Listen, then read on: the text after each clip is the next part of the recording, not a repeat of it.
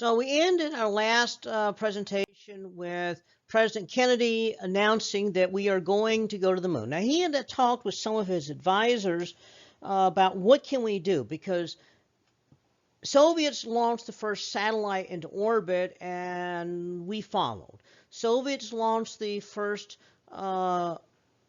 spacecraft to the moon. It just flew by, but we followed.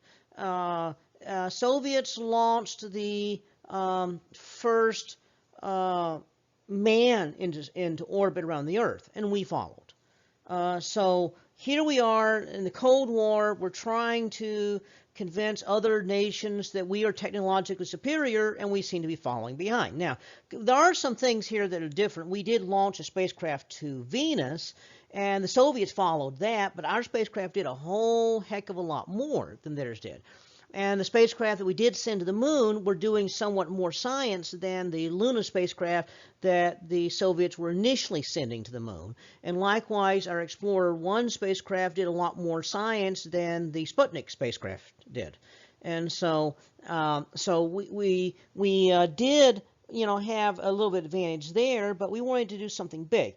And his advisors told him that we could possibly land a human on the moon before the Soviets did.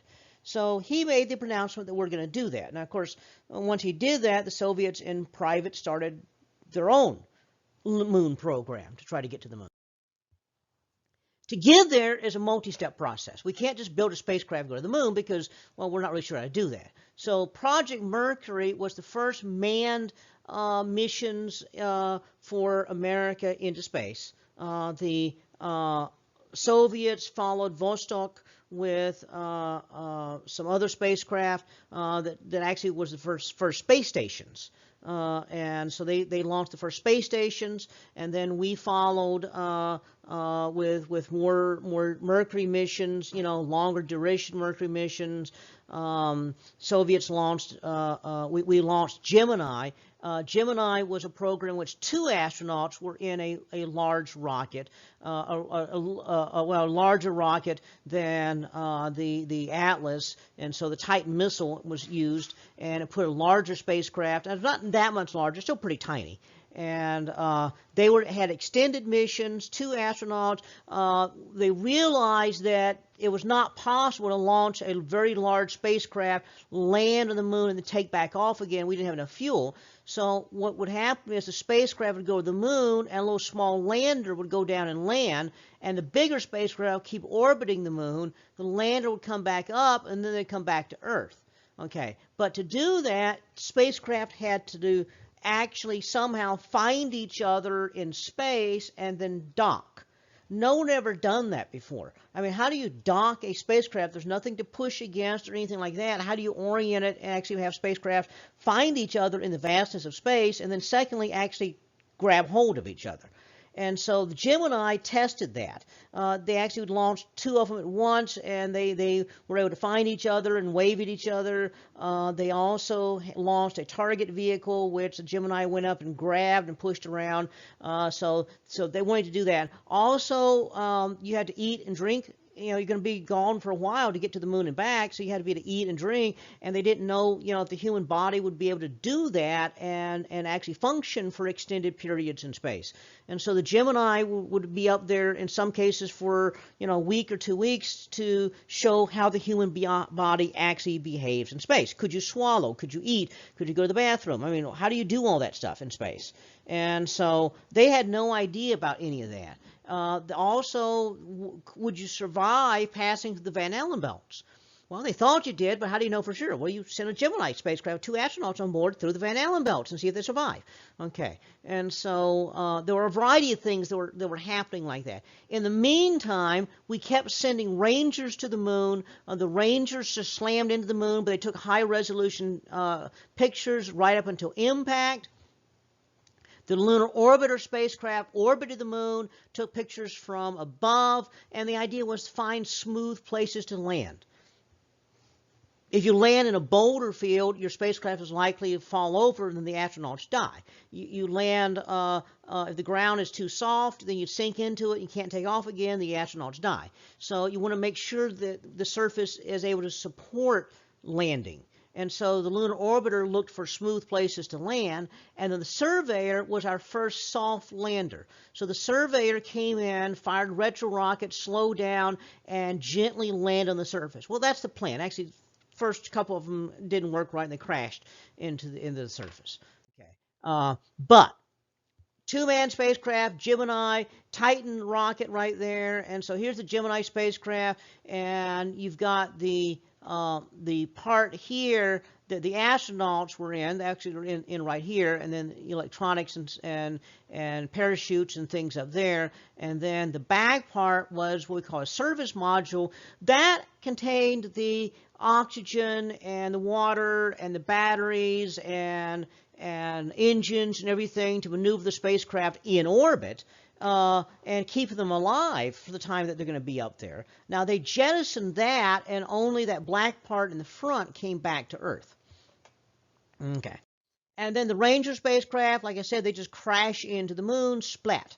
Okay, we call that hard landing. You can actually find on YouTube, you can actually find a video of a Ranger plowing into the moon if you're interested.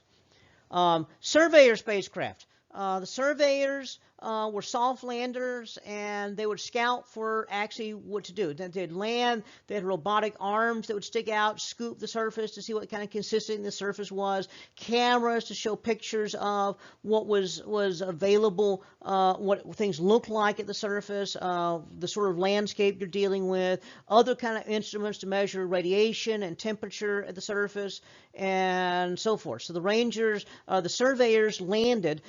They were solar powered, and the problem is, if you remember, the moon's synodic period is 29.5 days. So that means you have about 14 3/4 days of sunlight and 14 3/4 days of nighttime.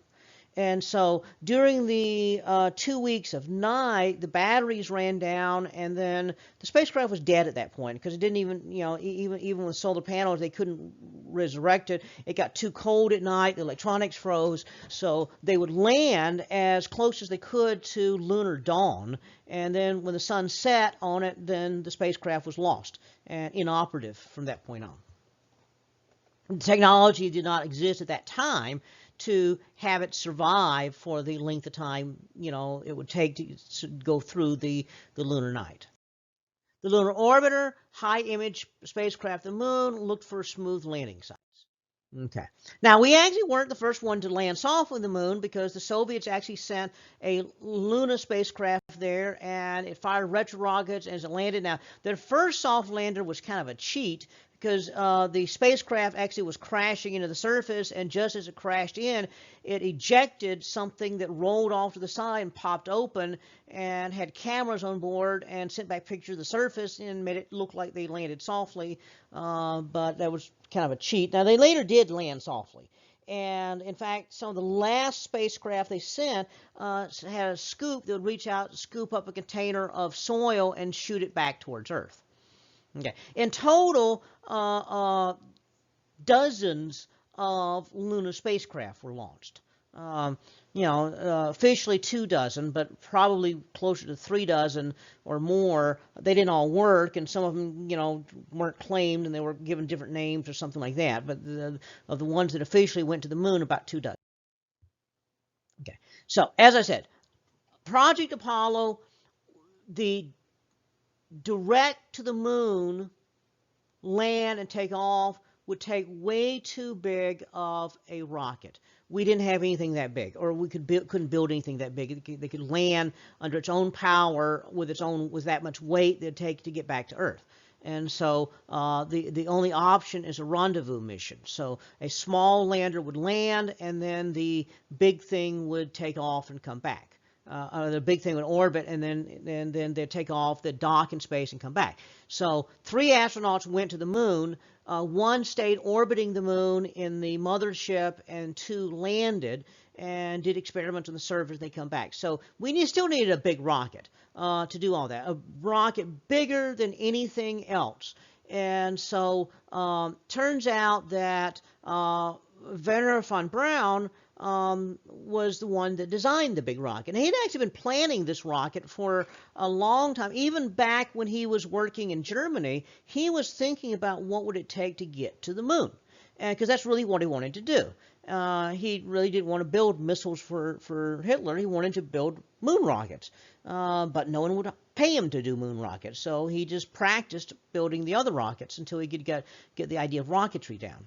And so he had started planning the actual rocket that eventually went to the moon when he was working at the the Army Ballistic Missile Agency in Alabama.